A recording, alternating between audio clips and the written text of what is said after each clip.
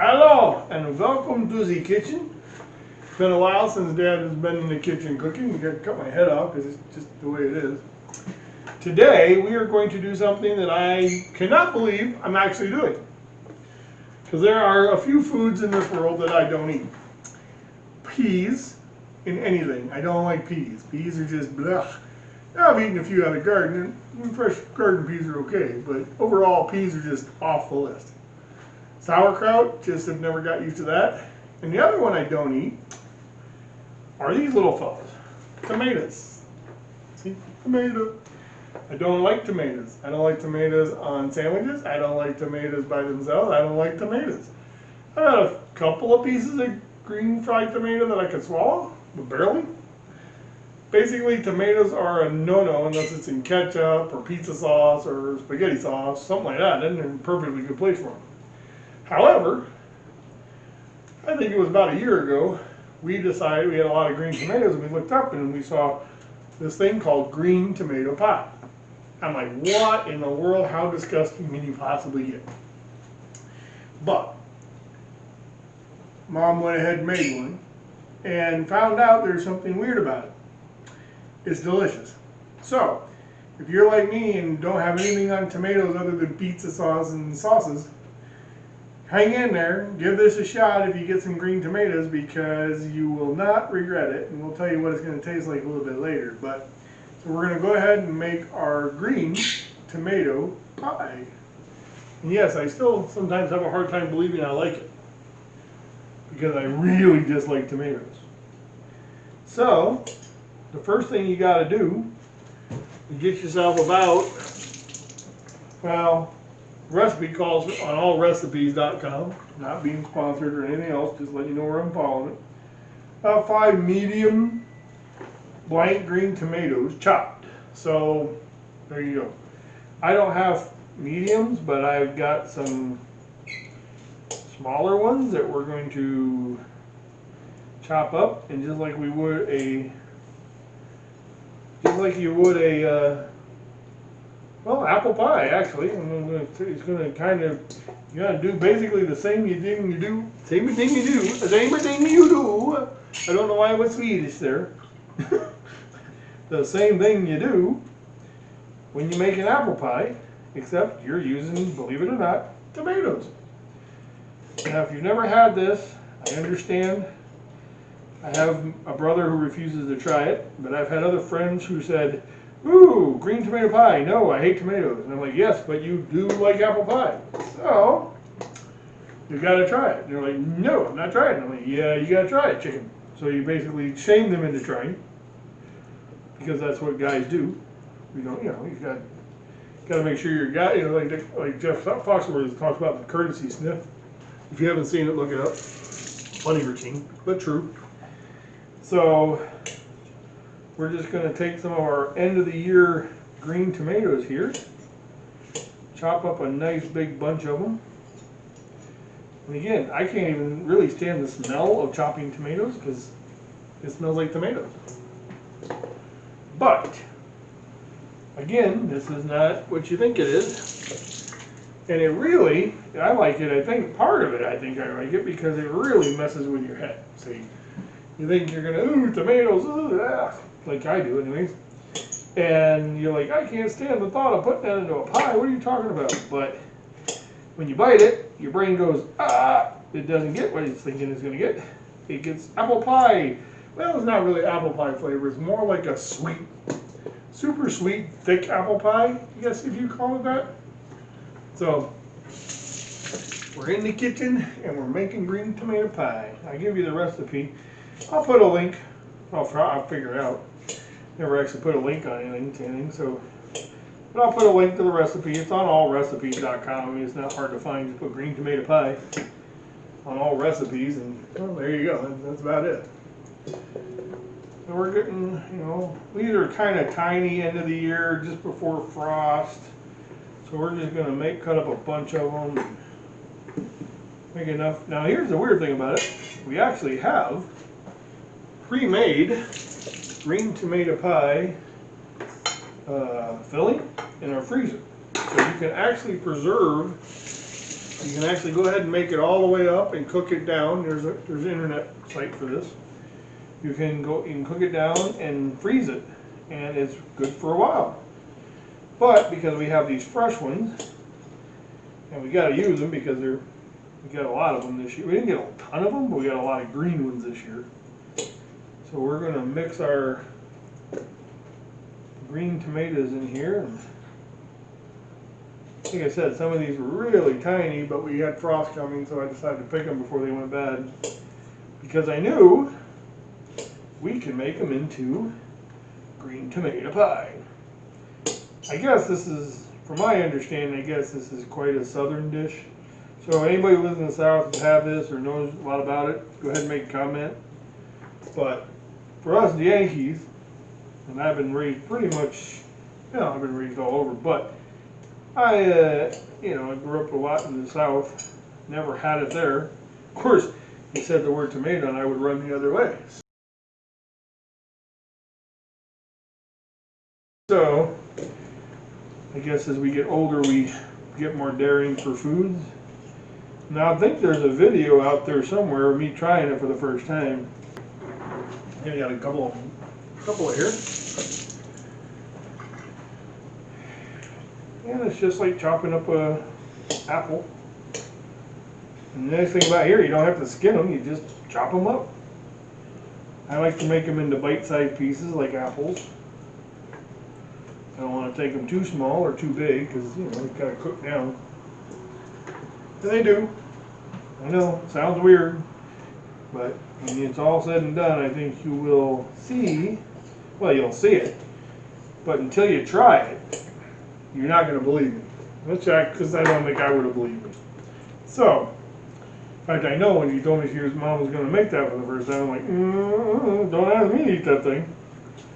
But we always say we're going to try things and try new things, and so that's what we did. And boy, am I glad I did, because these are amazing. So, one more here. I think we got probably enough to fill a pie.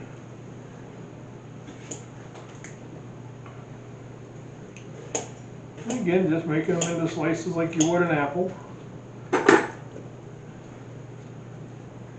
don't want too many, you don't want too few. There you go, just like an apple pie, you don't mind having it a little fuller. Alright, let me get rid of these. Alright, so, got the oven preheating and vinegar in a large bowl. So we got some apple cider vinegar. Again, it's just to help with the cooking process. I honestly don't know what it does to it. I'm not like one of those professional chefs. I'm just a guy that likes to cook. So I grab a bunch of teaspoons and you get a fancy one, dollar store, and well, probably dollar store too. So I'm going to use the fancy ones here. So we're going to use 2 tablespoons of apple cider vinegar. 1 and 2. We're going to toss those together in a bowl.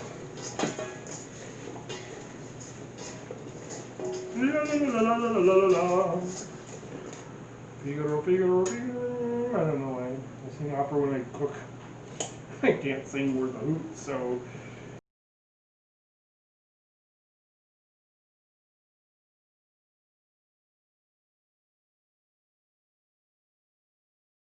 Yeah, anyways. Alright, let's see. And we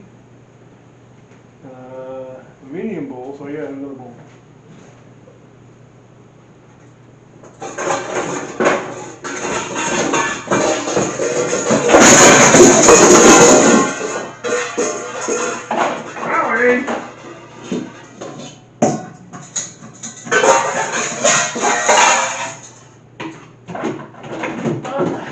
Okay, stop.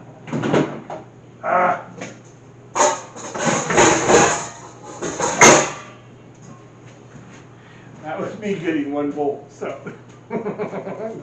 So if you don't know, that's how I get a bowl. Anyway, okay. Sugar, cinnamon, cloves, nutmeg, salt, flour, sprinkle over tomatoes and toss, coat evenly. Okay, so basically we are going to put 1.5 cups of sugar. This is a half cup, so I need 3 of these. Okay, come on. 2. 3. 1 teaspoon. A teaspoon. You gotta put your finger up when you use a teaspoon because it's a teaspoon. And so we're gonna put that up. With some cinnamon. Cinnamon. I love cinnamon. I don't know if I can do just 1 teaspoon of cinnamon because I love cinnamon so much. I might make it a heaping teaspoon of cinnamon because I love my cinnamon. Okay, 1 teaspoon of cinnamon. A half a teaspoon of nutmeg. And you gotta be careful with nutmeg because nutmeg is a strong, I don't even know what nutmeg comes from. I just thought of that. I'm not sure where nutmeg comes from. I'm gonna have to Google that later because I don't even know what we have nutmeg. I know we have it. It's, but I don't know what it is. I just realized I have no idea what nutmeg is. Huh. I know what it tastes like. Had it in lots of foods, used it a lot, but never really don't even know where it comes from.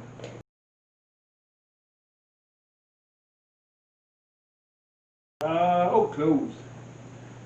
Again, cloves are another one of these things you want to be very, very careful with because cloves can destroy a food very quickly. I know cloves come from cloves, though I really don't know much about where cloves come from. I'm not your well-educated chef of the ingredients. I just know what they are. Okay? And a half a teaspoon of salt, kosher salt. Not that I really think there's that big a difference, but that's what we use. Because Mom makes goat milk and you can't make goat milk and soap and stuff, cheese and stuff with iodized salt. A little bit of salt, a little dash of it. A 1/4 cup of all-purpose flour. I guess I better find a 1/4 cup. Hey, I found one. That's pretty impressive. If you knew how our life works, you'd understand that. Why I'm pretty impressed with myself. Okay, 1/4 cup. Now I got everything in. Oh, not yet. Lemon juice. Alright, so we're going to put it. Well, now this one, I don't care. We're going to make it up. We're going to put a tablespoon, 2 tablespoons of lemon juice. I'll put that over here in the wet ingredients. Okay, a couple tablespoons of that. Should be good enough. Oh. Isn't it amazing you drop a cap and it rolls like 25 feet and you couldn't do it if you tried? That's amazing. Now we add a secret ingredient. Shh, don't tell anybody. Get yourself a box of instant and craft. This is minute tapioca. And what you want to do is you want to get yourself a tablespoon. I want to use the stuff out of the box and it's already falling out of the box. So we're going to go in here and get ourselves a couple of tablespoons of instant tapioca. Mix that in there with it. Tapioca adds a little bit of texture, a little bit of flavor. I love tapioca pudding. It's like when I go to the Chinese. Oh, I just poured it out of the box. And when I go to the Chinese takeout, I love to finish my meal off after my multiple plates. Not so much anymore when I was younger, but when I was younger, I definitely had multiple plates, and I would finish it off with a big helping of tapioca pudding. I still do that, but I don't eat as much as I used to, even though it's hard to believe. But hey, let me just say, non-frozen refrigerated pie crust. My mom taught me how to make real pie crust, so I can do it from scratch. There is no reason to do that if you live near a store. These are 2 bucks. They taste good, they're effective, and you don't have to make yourself a total mess. But if you're all about that home scratch stuff, no, I'm just kidding. But if you're about making a home, please make your home a lot easy recipes. But for me, nah. Like I said, we're one of those people that kind of take things in stride, and we're like, yeah, no, I work harder than I have to. Just unroll it. Get your pie pan out.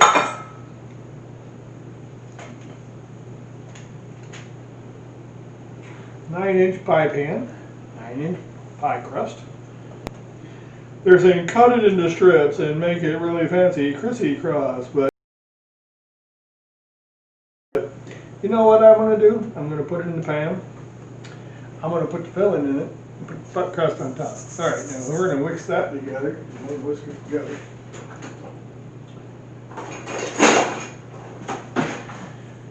You can get the blender out and do all the work, or you can just do it by hand. See, frankly, it's a lot easier.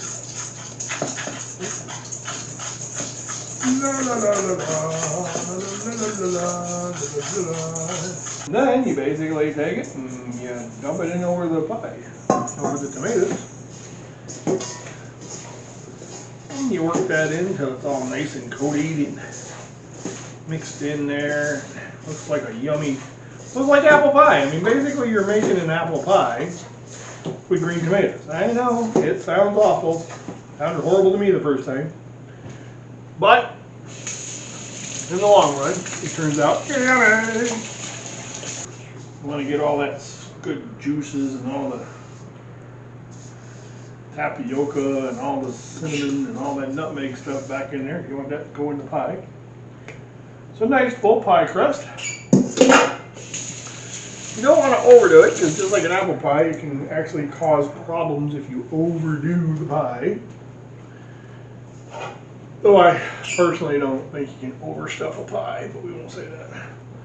I mean, you can make it flow over, which is bad, but the pie itself can't be too full. Now you take your other one. Now, the recipe says to cut this into fancy strips and interlace it, and there you go. And I go, no. Because I have a life, and I want to make pie, and I don't want to be doing it all day. So, if you want to be fancy and crisscross it and cut it up and be all that, I'm impressed. I'll come eat it. Just let me know when, but don't look for it here. Because around Looney Moose, we keep our life simple. So that's it. And then you, just like an apple pie, you put a few nice slices in the top so the air can kind of vent.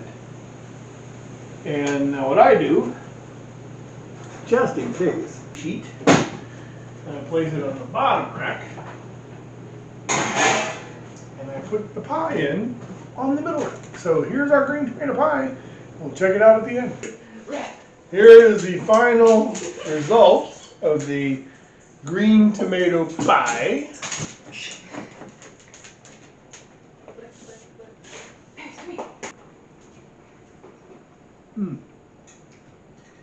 Oh. I don't know how it works to take one of the nastiest things on earth and make it good, but it works. There you go.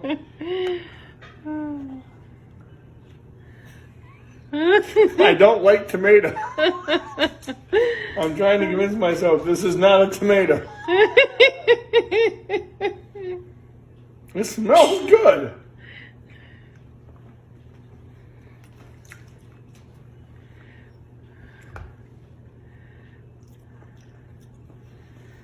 I can't taste tomato. No? It tastes like apple pie. Really? It does. Exactly like apple pie? Yeah, I don't get any. I'm really shocked here. Because I expected to have a tomato, Yeah. but it's good. So is this the way to make you eat Tomatoes? Lovely way, yeah. You guys, it's really good. It's shockingly good. No tomato taste. I don't know how that's possible. This did not register with my brain. It looks like apple, kind of. But, so, hey, take it from an anti-tomato guy. Very good stuff.